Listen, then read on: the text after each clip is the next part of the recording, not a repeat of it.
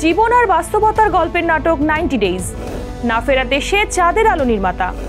আসছে ইমরান ন্যান্সির পাথরে ফুল ফোটাবো 2.0। অস্ট্রেলিয়ার এআই ফিল্মে জায়গা করে নিল বাংলাদেশি মাইন্ড ইট। কায়রো ফেস্টিভ্যালের ঝড় তুলল বালুর নগরীতে।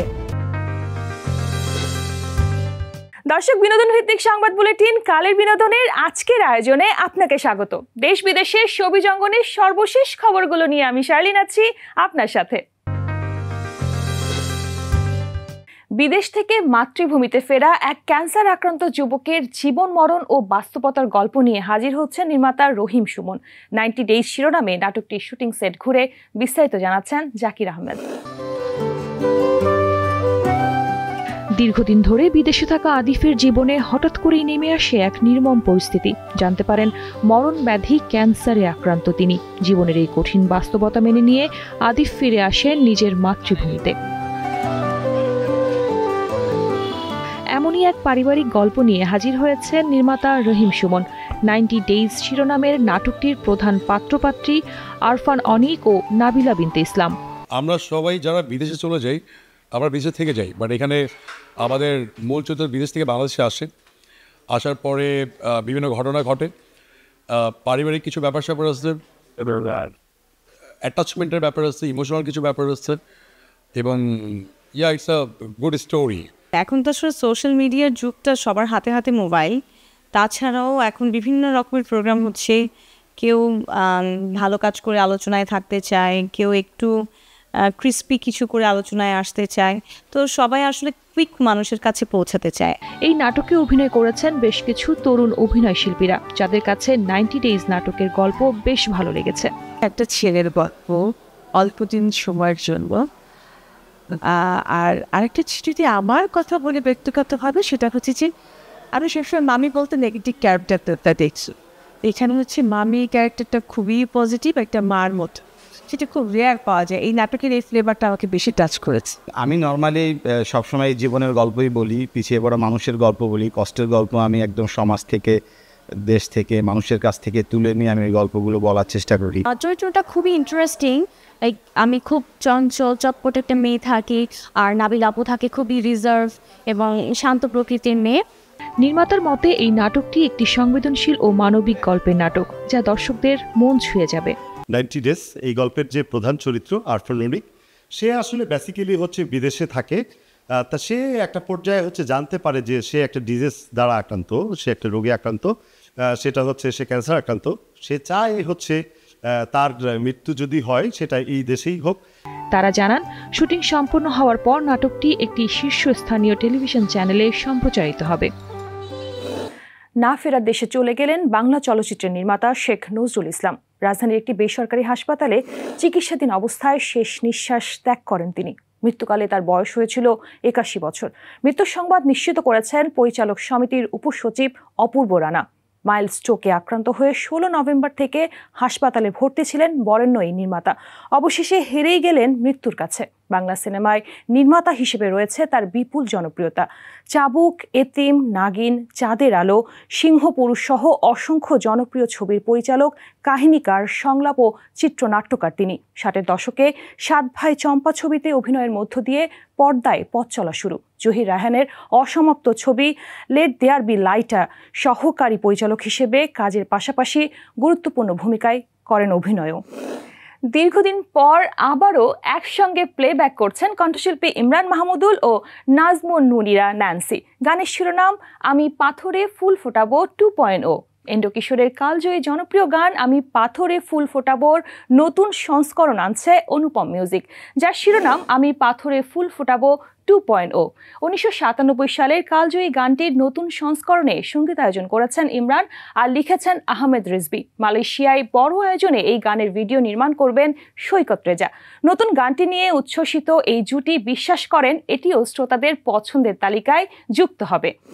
উচ্চশিক্ষার চাপ মাথায়, চারিদিকে ডেডলাইনের ঝড়, তার মাঝেও শাফায়েত মনসুর রানা চুপি চুপি বসে বানিয়ে ফেললেন নিজের প্রথম AI short film mind it. রানার গল্পটা আরও সিনেমাটিক। পিএইচডির ঘন অন্ধকারে কখনো কখনো সৃজনশীলতা শর্ট সার্কিট হয়ে যায়, ঠিক সেই মুহূর্তেই জন্ম নেয় মাইন্ড ইট।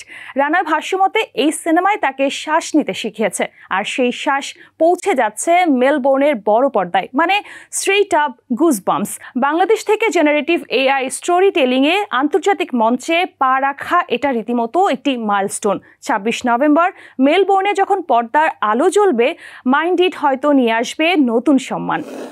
৪৬তম কায়রো আন্তর্জাতিক চলচ্চিত্র উৎসব থেকে সুখবর দিল বালুর নগরীতে সিনেমাটি। এতে গত শুক্রবার শেষ হওয়া এই উৎসব থেকে শৈল্পিক অবদানের জন্য হেনরি বারাকাত অ্যাওয়ার্ড জিতেছে। সিনেমাটির পরিচালনা করেছেন তরুণ নির্মাতা মেহেদী হাসান। বালুর নগরীতে সিনেমার গল্প আবর্তিত হয়েছে শহরের বালুকে ঘিরে। একদিকে স্কুটার চালিয়ে বিড়ালের জন্য বালু সংগ্রহ করে এমা, আরেকদিকে বালুর প্ল্যান্টে কাজ করা হাসান চুরি করা উপকরণ দিয়ে নিজের বাড়িতে কাজ তৈরির চেষ্টা করে। একদিন বালু সংগ্রহ করতে গিয়ে এমা পায় একটি বিচ্ছিন্ন আঙ্গুল, যা গল্পে আনে রহস্য আর নাটকীয় মোড়। এর আগে ইউরোপের গুরুত্বপূর্ণ চলচ্চিত্র উৎসব কার্লোভি ভেরি থেকে গ্র্যান্ড জুরি পুরস্কার এনে দেয় বালুর নগরীতে। এই উৎসবে ওয়ার্ল্ড প্রিমিয়ারে পরে বিশ্বের একাধিক উৎসবে অংশ নেয় সিনেমাটি। দর্শক, এই মুহূর্তে নিয়ে নিচ্ছি ছোট্ট একটি বিরতি। ফিরে এসে জানবো ওটিটিতে আলোচিত যেসব সিনেমা। কার্তিকের জন্মদিনে বড় চমক, মিস ইউনিভার্স বিতর্কে ফাতেমার মুকুট প্রশ্নবিদ্ধ, ড্যানিয়েলের শুভকামনায় পথে নামলো নতুন হ্যারি পটার।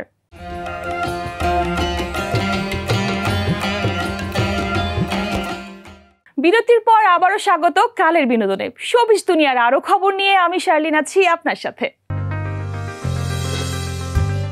প্রতি সপ্তাহেই ওটিটিতে যুক্ত হচ্ছে নতুন নতুন গল্প, নতুন মুখ আর নতুন উত্তেজনা। অ্যাকশন, রোমান্স, বাস্তবধর্মী সব গল্প কিংবা ব্ল্যাক কমেডি ইউনিভার্স নিয়ে ওটিটি প্ল্যাটফর্মগুলো যেন হয়ে উঠেছে বিনোদনের সেরা মঞ্চ। ওটিটিতে আলোচিত কিছু সিনেমা নিয়ে থাকছে মিষ্টি খাতুনের ডেস্ক রিপোর্ট।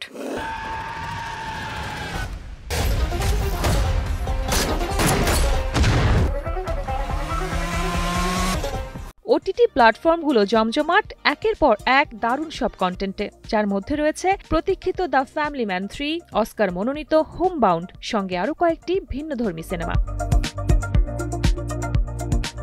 দীর্ঘ ৪ বছর পর শ্রীকান্ত তিওয়ারি ফিরেছেন থ্রিলার আর পারিবারিক গল্প দ্য ফ্যামিলি ম্যান 3 নিয়ে। মুম্বাই থেকে নাগাল্যান্ড, গল্পের স্কেল এবার আরও বড়, বিপদও বেশি। অ্যাকশন, হাস্যরস আর আবেগ সব মিলিয়ে এই সিজনটি হতে চলেছে সুপারহিট। हमारे परिवार सुरक्षित है। क्या कर रहे हो? कुछ नहीं बेटा, खेल रहे थे। बेटा मेरा हेलो। জিও হটস্টারে এসেছে দ্য রোজেস। বেনেডিক্ট কাম্বারব্যাচ ও অলিভিয়া কোলম্যান, এই দুই নামই যেন সিনেমার বড় আকর্ষণ। সুখী দাম্পত্যে অশুভ ছায়া আর তার মধ্যেই তীব্র ব্যঙ্গ, এই ব্ল্যাক কমেডি একই সঙ্গে হাসাবে আবার গভীর ভাবনায় ভাসাবে দর্শককে।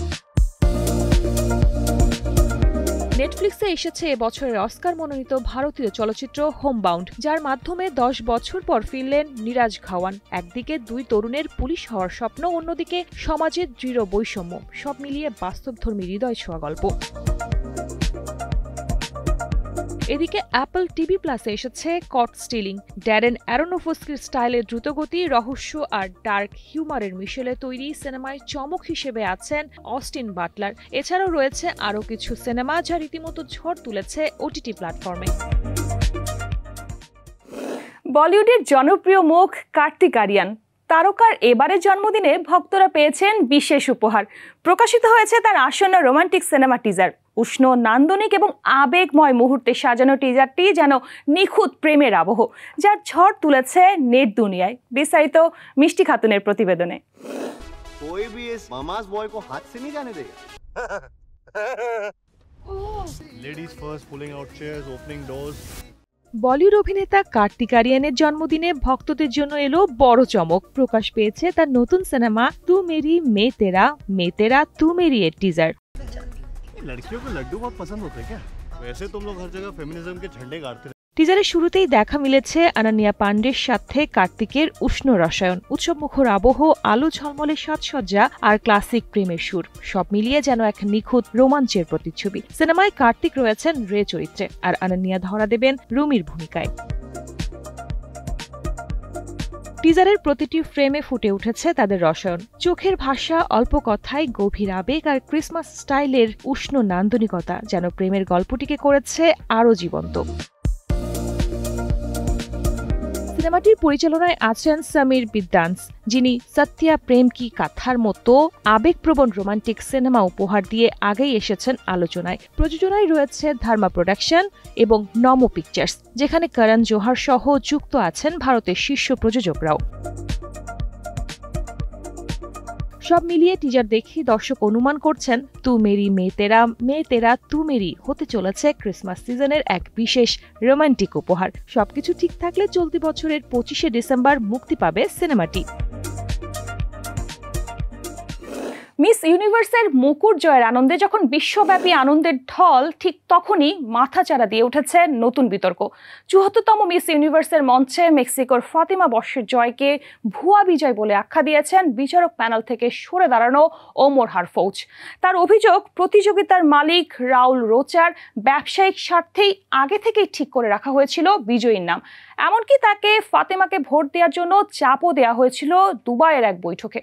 অভিযোগের পাল্টা জবাবে রাউল রোচা জানিয়ে দিয়েছেন এসব দাবি অসত্য ও ভিত্তিহীন, বরং বিচার প্রক্রিয়ায় অনিয়মের দায়ে ওমরকে বাদ দেওয়া হয়েছিল প্যানেল থেকে। মিস ইউনিভার্সের মুকুটের ঝলকানির আড়ালে স্বজনপ্রীতি, ব্যবসায়িক চাপ আর অভিযোগের পাল্টা অভিযোগে এখন তোলপাড় সৌন্দর্য জগৎ। হ্যারি পটার এবার আসছে টিভি সিরিজে। ওয়ার্নার ব্রসের প্রযোজনায় শুরু হয়েছে শুটিং, আর HBO ও HBO ম্যাক্সে সম্প্রচারে আসবে 2027 সাল থেকে। হ্যারি পটারকে নিয়ে লেখা 60টি উপন্যাসের প্রতিটি থেকে তৈরি হবে টিভি সিরিজের এক একটি সিজন। নতুন হ্যারির চরিত্রে অভিনয় করছে মাত্র 11 বছর বয়সী ডমিনিক ম্যাকলাফলিন, আর তাকে শুভকামনা জানাতে চিঠি লিখেছেন আগের হ্যারি ড্যানিয়েল র্যাডক্লিফ। সম্প্রতি এক সাক্ষাৎকারে ড্যানিয়েল র্যাডক্লিফ জানান, নিজের অভিজ্ঞতা ভাগ করে ডমিনিককে শুধু বলতে চেয়েছেন জাদুর এই যাত্রা যেন তার আরও ভালো কাটে। পুরনো হ্যারির এই উষ্ণ স্বাগত নতুন সিরিজকে ঘিরে ভক্তদের উচ্ছ্বাস আরও বাড়িয়ে দিয়েছে। দর্শক, সময় হলো আরও একটা ছোট্ট বিরতির। ফিরে এসে জানবো বাহারি পোশাকে শীতের ফ্যাশন, শীতে ত্বকের যত্নে অলিভ অয়েল।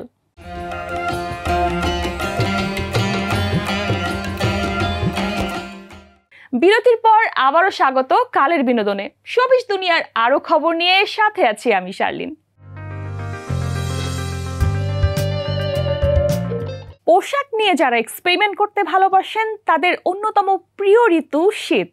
শাল, sweater, muffler, overcoat, jacket, monkey cap কিংবা কার্ডিগানে সেজে ওঠার উৎকৃষ্ট সময় এটি। যেহেতু পোশাকের নিচে চাপা পড়ে যায় স্টাইলিশ সব জামা কাপড়, তাই শীতের পোশাক হওয়া চাই ফ্যাশনেবল। শীতে ওভারসাইজ পোশাকের জনপ্রিয়তা নতুন নয়। সোয়েটার, ওভারকোট বা জ্যাকেট সবই একটু ঢিলেঢালা হলে আরামদায়ক লাগে, তবে এরও একটা সঠিক সীমা আছে। ওভারসাইজ মানে যে অতিরিক্ত বড় সাইজ বেছে নেয়া সেটা কিন্তু নয়। পোশাক এমন হওয়া উচিত যা শরীরের গঠনকে ঢেকে না ফেলে, আবার খুব আটসাঁটো না হয়। পুরনো পোশাক যদি ইদানিং ছোট মনে হয় তাহলে সেটি বদলে নেয়াই বুদ্ধিমানের, কারণ সঠিক মাপের পোশাক শুধু আরামই দেয় না, ব্যক্তিত্বও তুলে ধরে। শালের কথা আলাদা করে না বললেই নয়। শাল এমন এক অ্যাকসেসরি যা যুগের পর যুগ ধরে নিজের অবদান ধরে রেখেছে। ঐতিহ্যবাহী পোশাকের সঙ্গে যেমন মানায়, তেমনি ওয়েস্টার্ন আউটফিটের সঙ্গেও তা অসম্ভব সুন্দরভাবে খাপ খায়।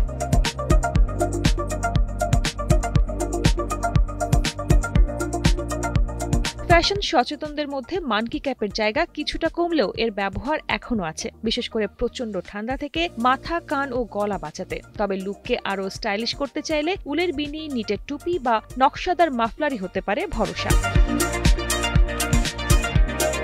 গলায় প্যাঁচানো একটি সুন্দর মাফলার মুহূর্তেই সাধারণ পোশাককে একটু বেশি স্টাইলিশ করে তুলতে পারে। এখন তো লেয়ারিংও বেশ ট্রেন্ডে। টি শার্টের উপর শার্ট, তার উপর হালকা জ্যাকেট, উষ্ণতা ও স্টাইল একসঙ্গে ধরা দেয়।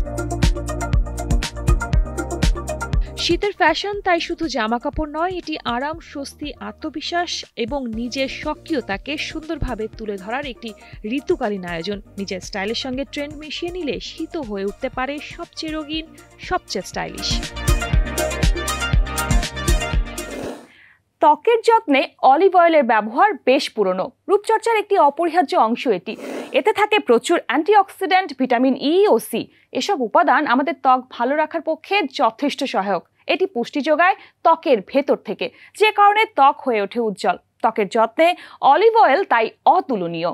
অলিভ অয়েলে থাকা অ্যান্টিঅক্সিডেন্ট ও এসেনশিয়াল ফ্যাটি অ্যাসিড ত্বককে নরম, কোমল ও আর্দ্র রাখতে বিশেষ সহায়ক। নিয়মিত ম্যাসাজ করলে এটি পোর্সের মধ্যে জমে থাকা তেল ও ময়লা বের করে আনে, ফলে ত্বক থাকে পরিষ্কার ও প্রাণবন্ত। ত্বক উজ্জ্বল রাখতে চাইলে অলিভ অয়েল ব্যবহার করুন। মেকআপ রিমুভার হিসেবেও এটি দুর্দান্ত। ত্বককে নরম রাখার পাশাপাশি মেকআপের অবশিষ্টাংশও সহজে তুলে নেয়।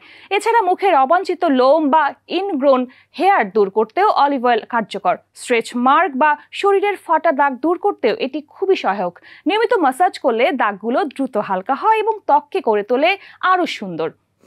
দর্শক, এই ছিল বিনোদন ভিত্তিক সংবাদ বুলেটিন কালের বিনোদনের আজকের আয়োজন। বিনোদন ও লাইফস্টাইলের সব খবর জানতে ভিজিট করুন আমাদের ফেসবুক পেজ ও ইউটিউব চ্যানেল। কাল ঠিক একই সময়ে আবারও দেখা হবে। ততক্ষণ পর্যন্ত ভালো থাকুন, কালের কণ্ঠের সাথেই থাকুন।